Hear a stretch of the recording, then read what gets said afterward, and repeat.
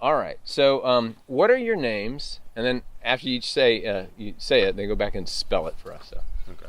My name is James Allen Parker. Jamesallenparker. My name is Siadam Edmo, SE-AH-DOM.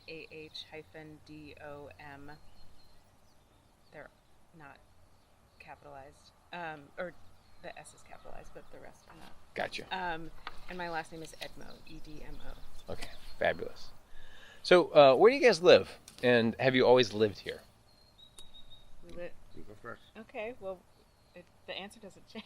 We live in Gresham, Oregon, and we haven't always lived here. We used to live in Portland. We moved 2 years ago. And before that, I grew up in Washington, D.C. You grew up in Washington, and where did you grow up? I was born and raised here in Portland, the Portland metro area, but lived away for about 10 years and then came back. Where did you go for that 10 years? For the 10 years that I was gone, I went to school, but I also, in Connecticut and New Zealand, was in Corvallis for a while, and then came back. Nice. So, what brought you guys? What brought you to Gresham? What's the origin story of what brought you here together? I think we've only been here about 2 years, but what we were looking for a place where we could have her parents live with us. We were concerned for their health and well-being and making sure they're cared for, and we wanted a place that was big enough and calm enough and it was good for them. So, if you had to leave Gresham tomorrow, what would you miss most? Probably what's behind me and the kind of like it may be suburban here, but it's also kind of small towny and small business rather than kind of chains that you see in a lot of suburbs. So I think I like that part. If I were to leave Gresham tomorrow, the thing I think I would miss the most is we live in a great, diverse neighborhood, and there's a lot of exciting, I think, political energy and representation here locally from our local community, and I would miss that. So, how do you both earn your living? What's your livelihoods? For work, I work at a foundation, and we fund social, racial, economic, and environmental justice. Does it have a name? Oh, MRG Foundation. Oh, you start that and say I work Oh at. yeah. Okay. Your boards would love you. They're like, you're fired. I work at MRG Foundation, and we fund social, racial, economic, and environmental justice organizing.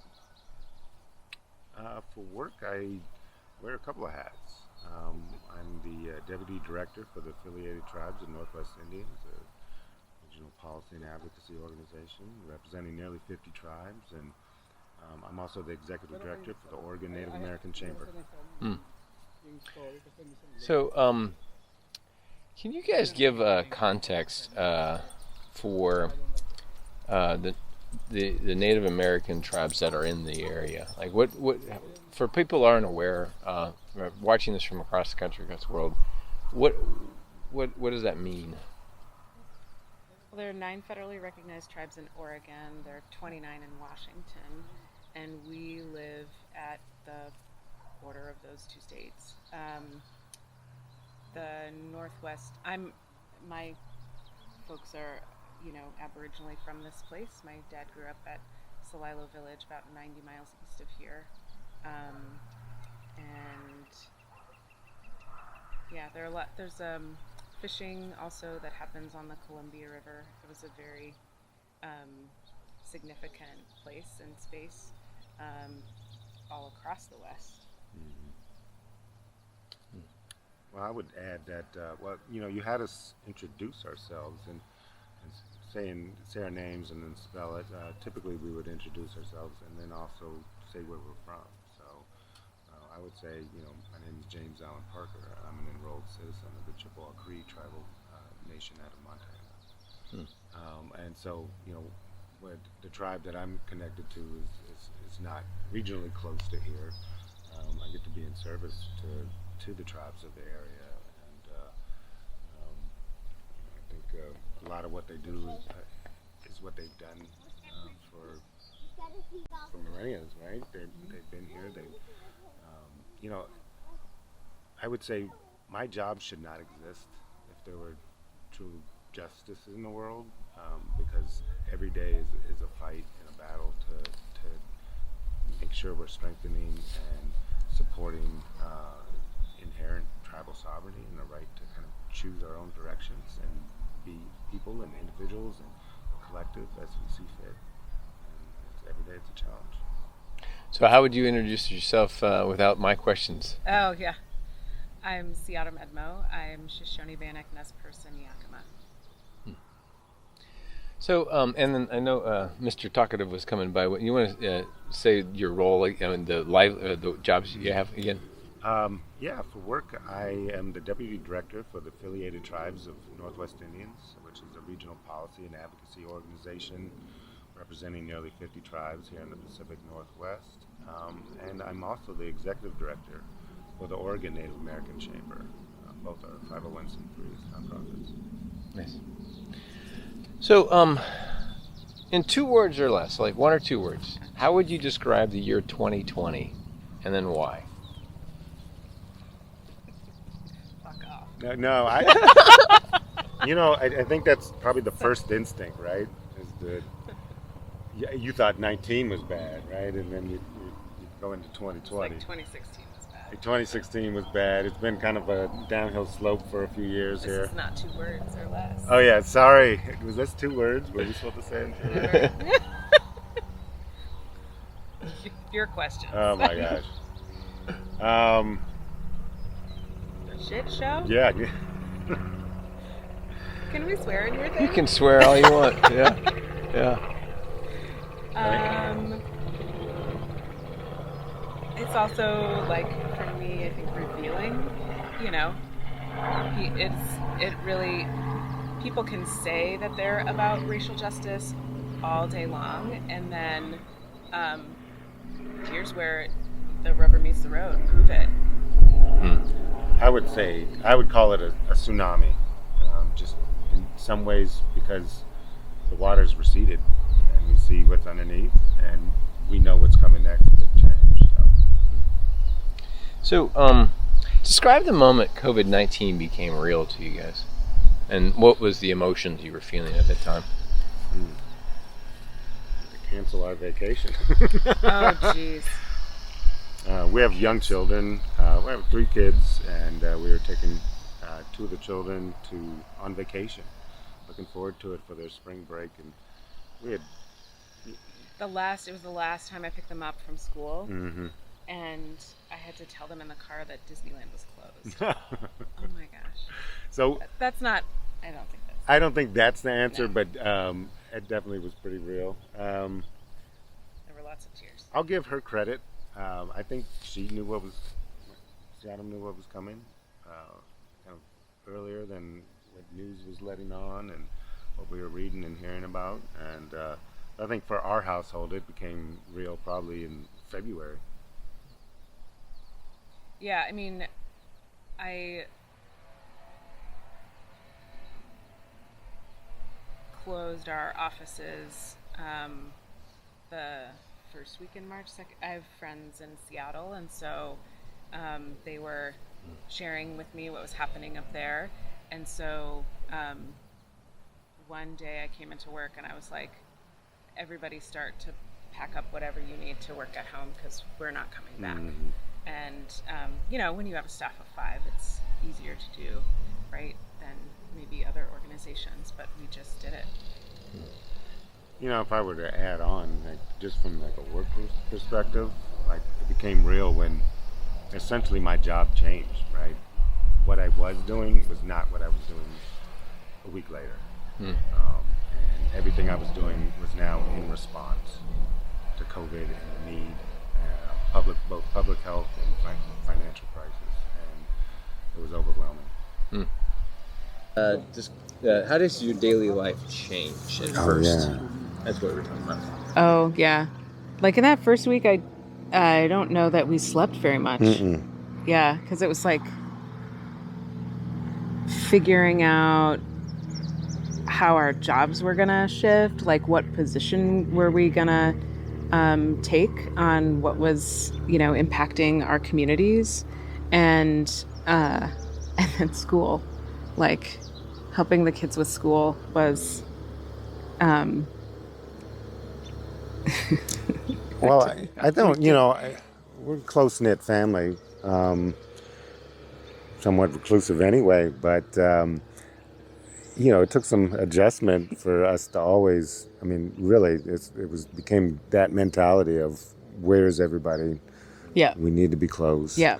And honestly, I think biggest impact was worrying about the health of our eldest daughter, who was not with us here in Gresham, and then our youngest, who really seemed to have impacts that she couldn't express. Yeah. And kind of fear of what's going on. So who's all in the household right now? How many people are?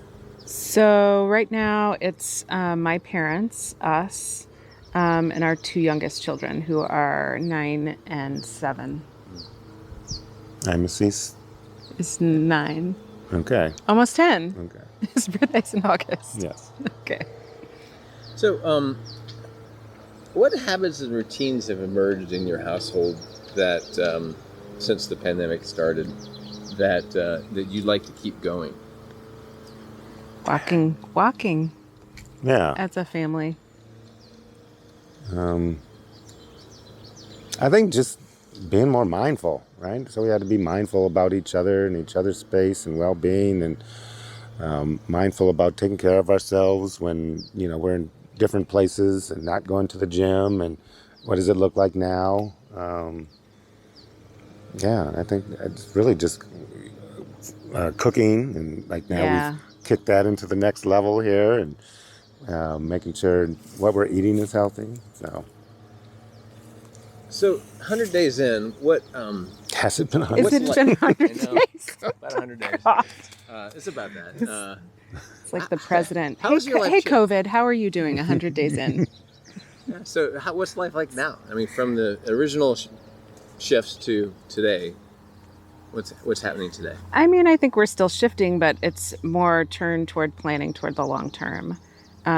So how long is it going to be until we get a vaccine? We don't know. But until then, it's... even when we get a vaccine, how long is it going to take for everybody to get it? Yeah.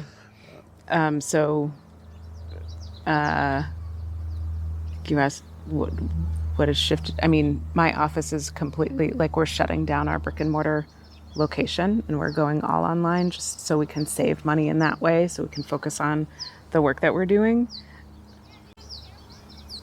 I think we talked a little bit about it earlier. I think, what shifted for me is a lot of the focus of my work, right, is now in response to this. And I tell you, 100 days in, I feel like I'm almost a half step out of full crisis mode, which is where we've been living probably for 2.5 months. So. And I think like a month or two in, somewhere around last couple weeks ago or whatever, I think finally the adrenaline wore off, and I just was exhausted. I was so tired. I felt like I couldn't get on another Zoom meeting. Mm-hmm. Or just hear any more bad news of the world. Yes, everybody shut up. I don't want to hear it.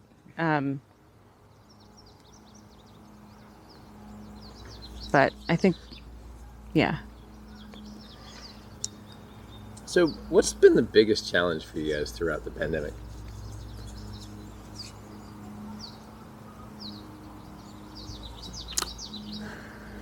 I think biggest challenge is just realizing that the world has changed, and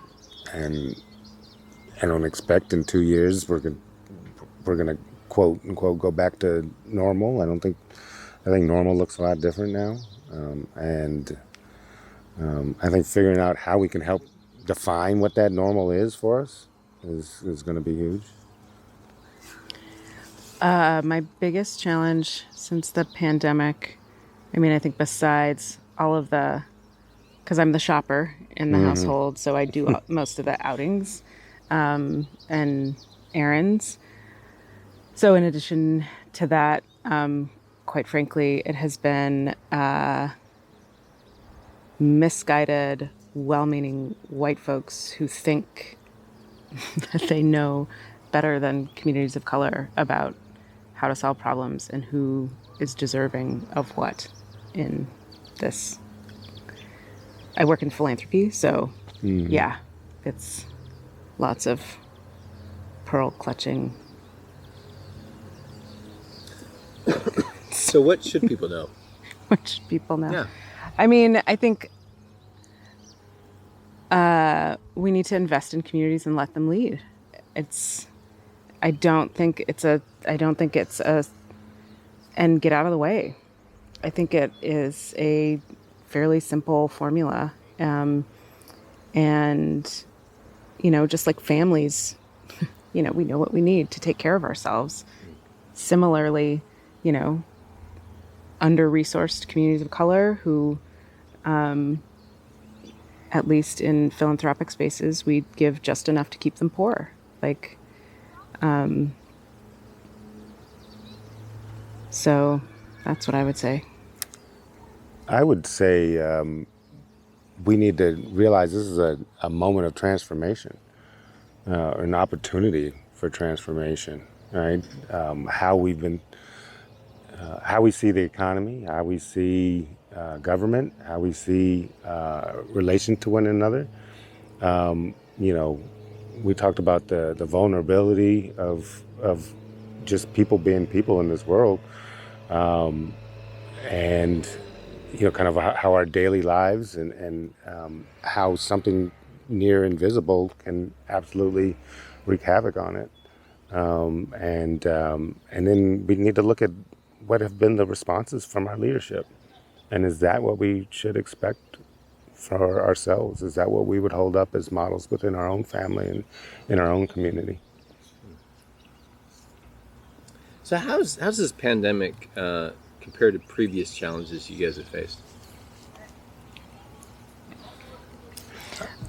Look, I mean, before I came into philanthropy, I was an organizer and worked on issues that people literally have said, there's no way that's going to pass. And I made it happen. So I feel like things previously that people, this is a non-negotiable, there's not, pretty much everything's on the table right now. And in part, it's strange, but that's kind of what I love about it, is that everything is on the table. And so let's vision a future that works for every person, every community, every family. I don't know. I would say, to me, part of it, what's different is this kind of accelerated timetable, right? I think that's what's been drastic about it. Even 2008 was just this slow-moving wave we could see. This kind of just hit like a ton of bricks, almost like an explosion, which I think is what you would call this, right?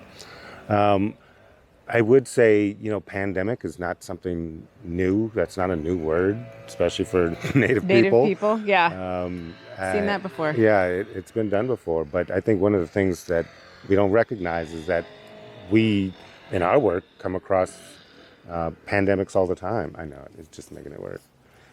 Yeah, go again. I would say, in our work, we see the experience of people who are living through pandemics, of houselessness, of clean water challenges, of trauma, mental trauma, physical trauma. Yep. And these are things that aren't just isolated. We can see them across all our communities, and so it's different, but it's also not something that we haven't seen in our work with our communities. I mean, there's the largest tribe in the state of Oregon right now doesn't have access to clean water in the middle of a pandemic. Like, I know, and is seeing a spike in cases.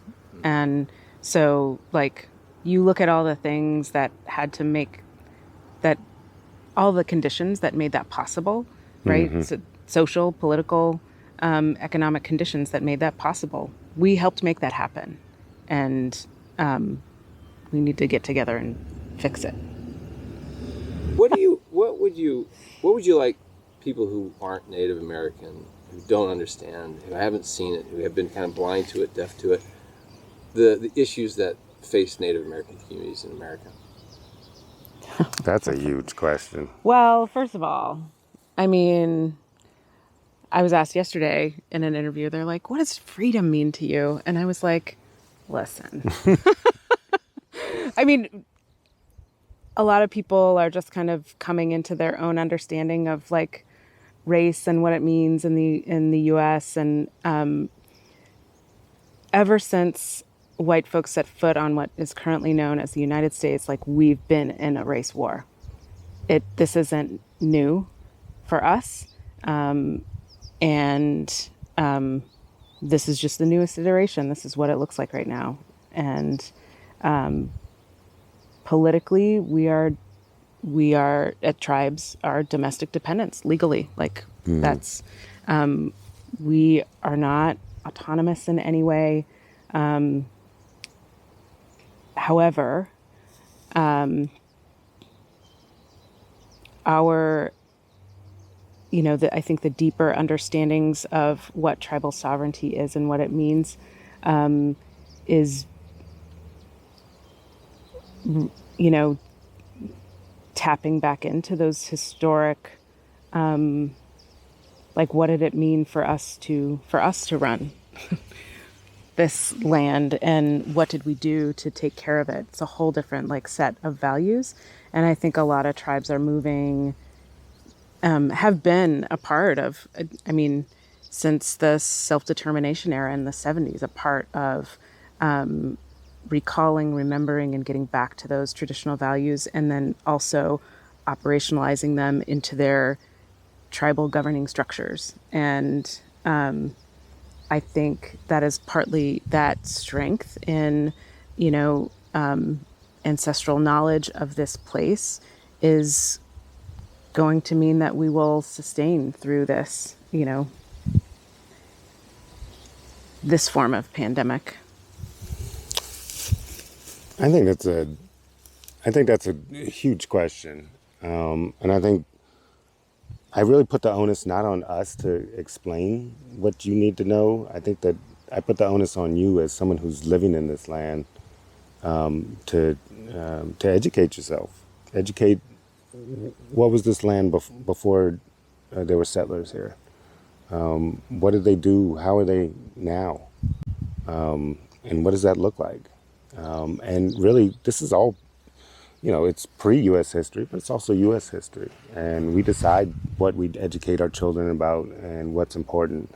And this needs to be part of it. I think you'd have a greater understanding of the relationship of this country with its citizens by understanding tribal history and understanding where tribes are now. I'm less nice about it. I think settler is like a super nice term for what was a really violent process. Oh, yeah. I mean, just like displaced. I mean, people talking about like gentrification, like, no, we are dispossessed of things. Mm-hmm. And that is a completely violent process. And I don't think we should shy away from those things, because we're still living with the remnants of those of that dispossession. Like, there's a reason why Native folks are poor. Mm-hmm. Like, there's a reason why we live in communities with no running water, in 2020. Like, it's because of all of that. I mean, so I'm like less rosy. I don't think that's rosy. I think it's I think you start with education. Everything kind of starts with education. You want to affect health outcomes, you've got to start with education. You want to affect personal decisions, you've got to be aware of things.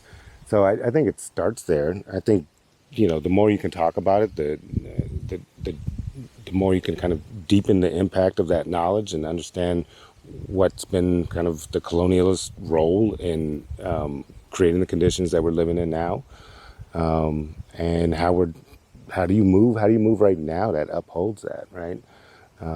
And is that, even if it's not a conscious decision, isn't it a decision you should probably not be making, right? So I don't know if it's rosy. I mean, it's an important point. You're right. I mean, 5 years ago, we probably had, I don't know, a handful of states, 5 states that required teaching Indian history and sovereignty in K through 12 classrooms, and now that's growing. Wyoming passed it, 3 years ago. Oregon passed ours 3 years ago, and it's in effect now. So some of that will change, and this isn't history that we were taught when we were in elementary school, middle school, high school. Like, we're always taught about in the past tense, like we did exist, this was our land, and not talked, modern tribal governing and governments aren't typically talked about. And, I guess rosy. I mean, I have a lot of hope for the kids that are in school right now who are now beginning. I mean, my dad grew up in the Dells and he was his school's mascot. Like, he had to wear a headdress. He never in his life could imagine a world where that was banned, and then it was. And now, people told us that we're never going to get, Indian history and sovereignty taught in our classrooms. Well, now it's law. And so I don't even know that I can imagine the kind of world that our children will create growing up with just the small bit of knowledge about tribes that we never got. And mainly that's for non-Indian kids, right? I mean, we were taught in our living rooms. We were taught at our kitchen tables. Like, we had tribal leaders, both of us, like, coming and engaging with our families. Like, that's where our education came from. It's largely non-Indian children who grow up thinking that it's only local, state, county, and federal. And that, I think 90% of what tribal leaders have to do with state agencies, local governments, etc., is convince them that treaty and trust responsibility are real things. Like, they're real, they're laws, like you actually have to follow them. Hopefully we see that shifting, but I would love to see it as, something that carries forward with all the states and not just in the Northwest. Yeah, I'm not always an optimist, so that's painting the rosy picture.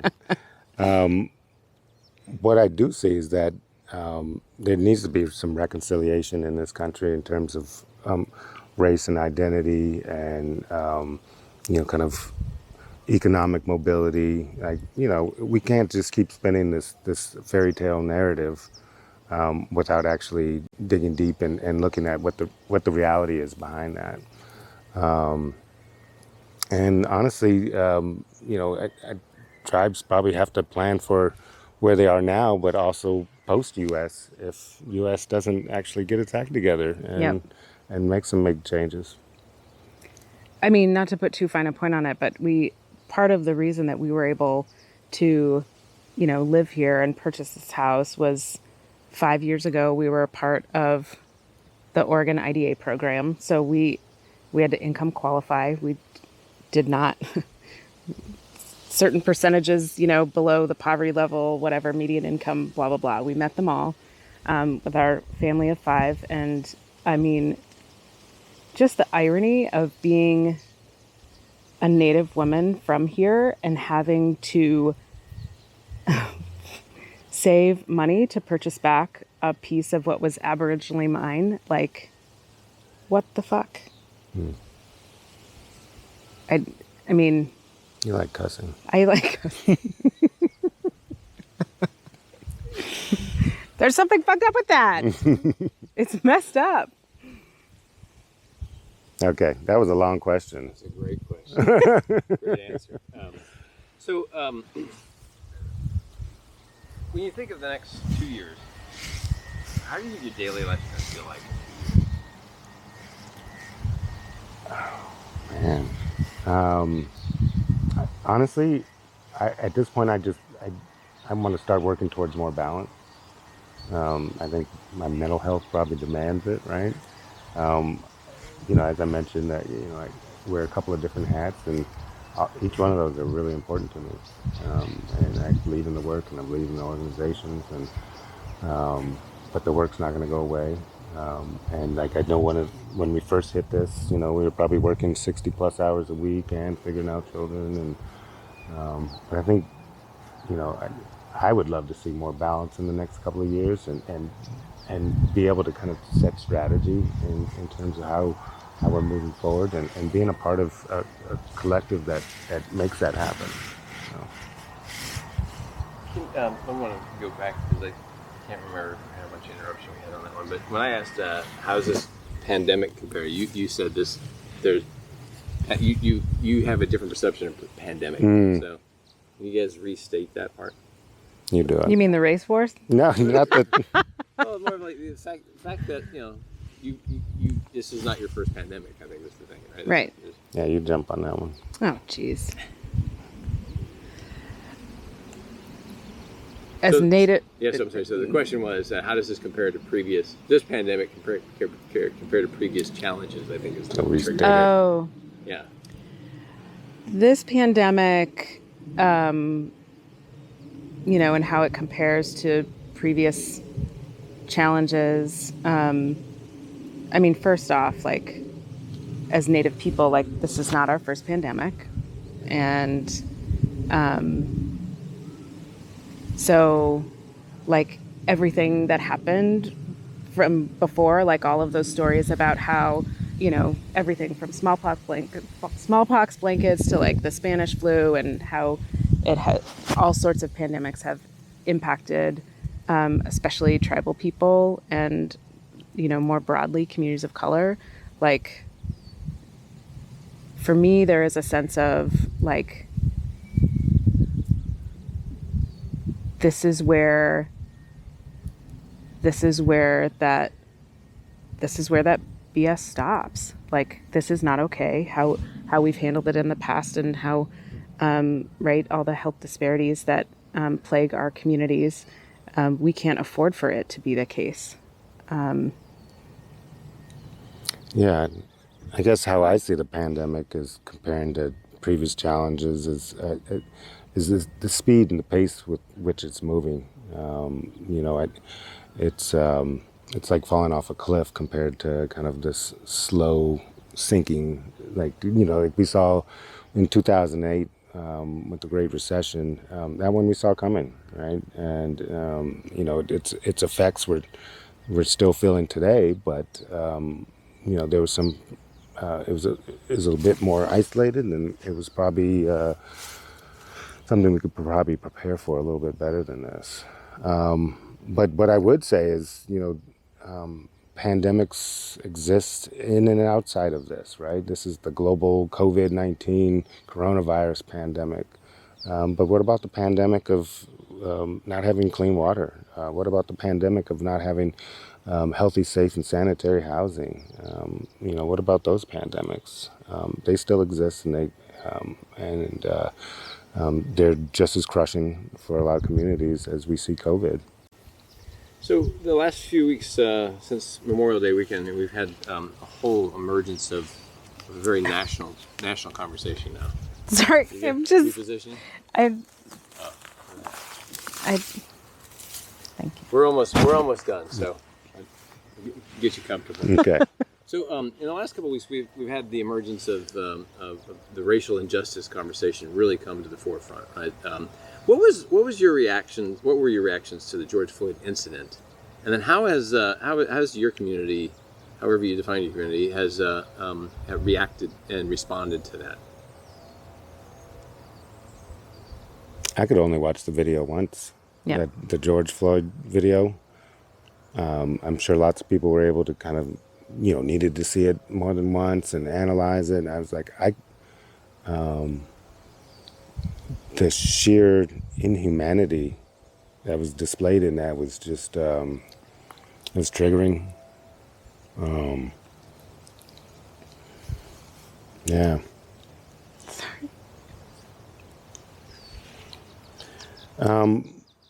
But it also was illuminating for, I guess, a lot of this country in terms of what roles we've seen police take on, right?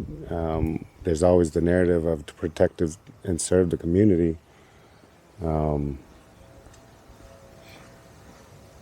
Is that always their role? Has that always been their role? No. So, I think a lot of communities understand what they saw in that video was in different ways they experience that are oftentimes invisible to dominant culture. I'll tell you what I did see in response to that with all communities of color, including Native American, Indigenous, was solidarity. That's been inspiring. I think in Native communities that hasn't always been the case. But to see it, his name spoken and an understanding of what the movement is, and recognizing the parallels in our shared history and shared oppression and shared challenges with systemic racism and government structures that were never meant to serve us or lift us up, and actively work to oppress us and hold us down and put that knee on our neck now.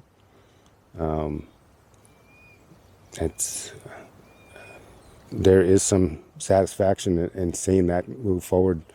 There'll never be justice for him because he's no longer with us. But what can we do now to really seize this transformative moment in history to make impact and change?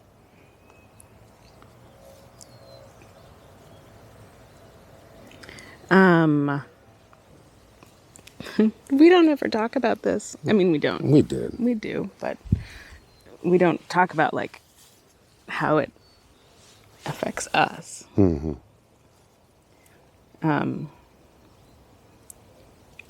I don't know.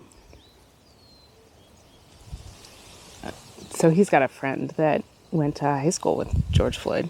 They didn't know each other, but yeah. I mean, I just see my friends in that video, people who I love and work with. He's not anonymous to us. Yeah. And for me, the inspiring thing has been, I think, the love and solidarity that we're seeing from tribal communities, from the global organizing community, recognizing the absolute pain that our communities have been in for the last few hundred years under this government. And that part has been, I think, beautiful. It's been inspiring.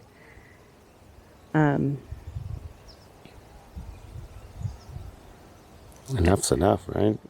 Yeah. So, as you think of what life is going to be like 5 years from now, what one or two words would you use to describe how you feel about what you see 5 years from now? I mean, 5 years from now, hopefully, I said it before and I'll say it again, like, I want our people to be able to live for a living. I want to be able to live for a living. I don't want to be part of somebody's corporate hustle. I don't want to be a part of extractive capitalism. And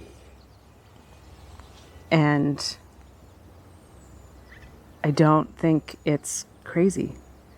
I think in our lifetimes we've seen a lot of things topple and move and shift. And I think a lot of us who have been organizing around racial justice are ready. That wasn't 2 words. Sorry.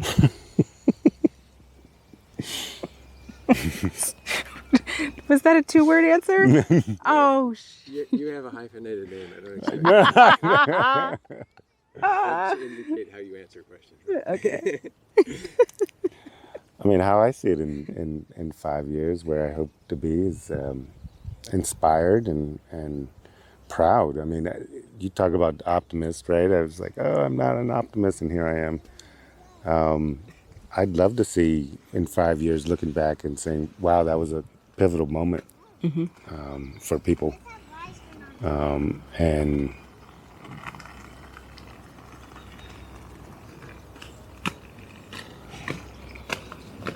you're like, what are they doing in the bushes? That's the funniest What is side-eye. weird I people sitting in the It's bushes? like a side eye. I know, like, ew. What is happening over there? Inline skate's still a thing. I guess so. Still a thing.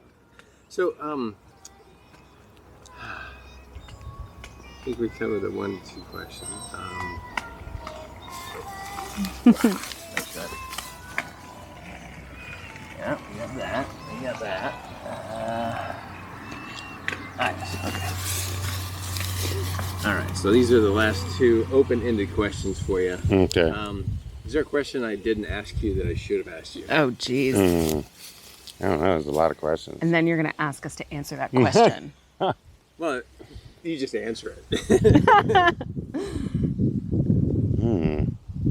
I don't know. This was really more personal. I really thought you were going to talk more about like what we're doing in our work and in relation. And I guess they're all kinds of.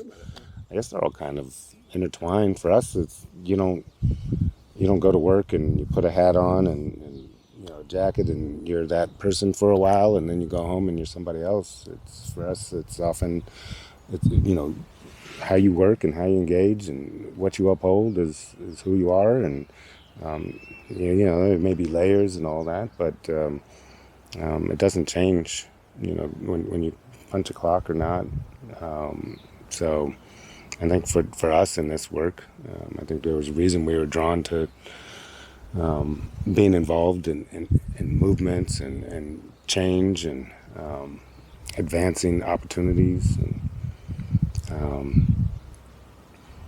so I don't know. That wasn't an answer at all. I'm struggling here. I know. It's, it's like, what else would you like to add? I would like to add. You're right. I haven't asked much about the work, but that's fine. It's a long interview. What time is it? No, time I'm to go just back to kidding. work? I don't even know what my next meeting is. Here's what I would say. I mean, it's not a question, but it is really strange growing up and having lived like most of my life in poverty, like working in philanthropy now, where the like majority of folks in the field don't have that experience. And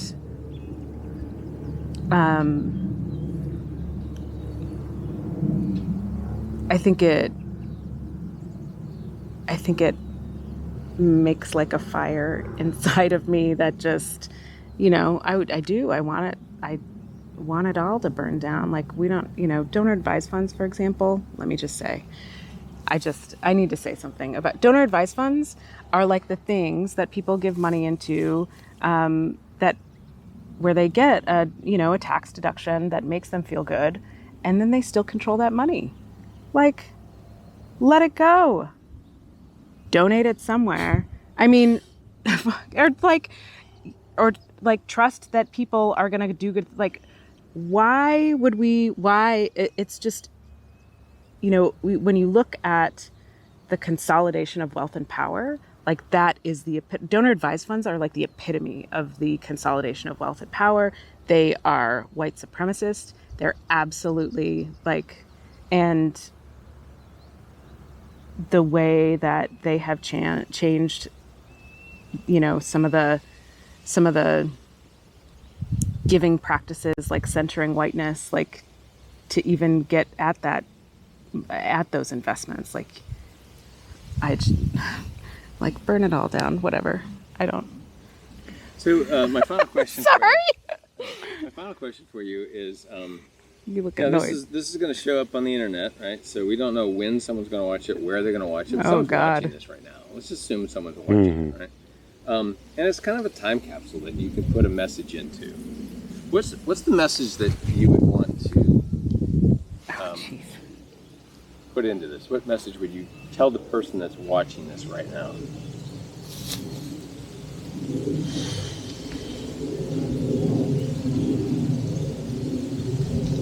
Oh my gosh. I mean, I would say,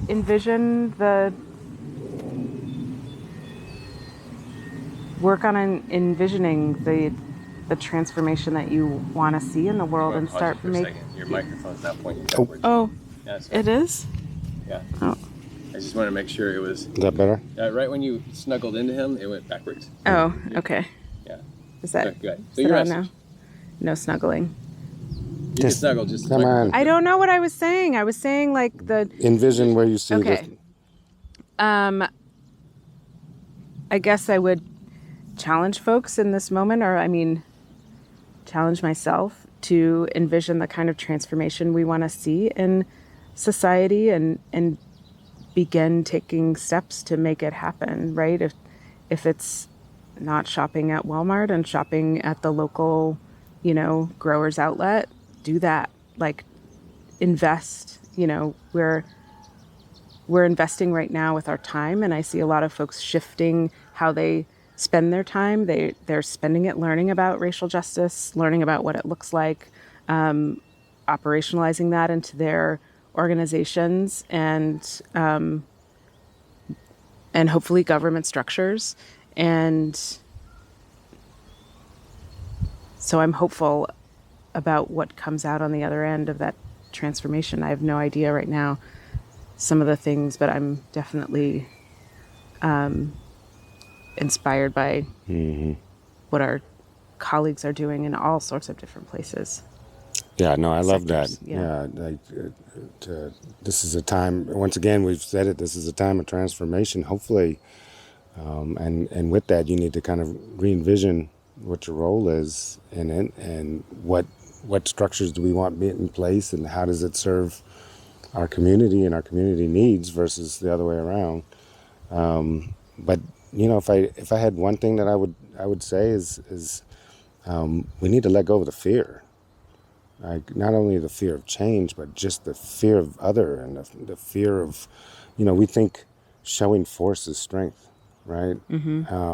But that's not. And oftentimes it's just cover for fear.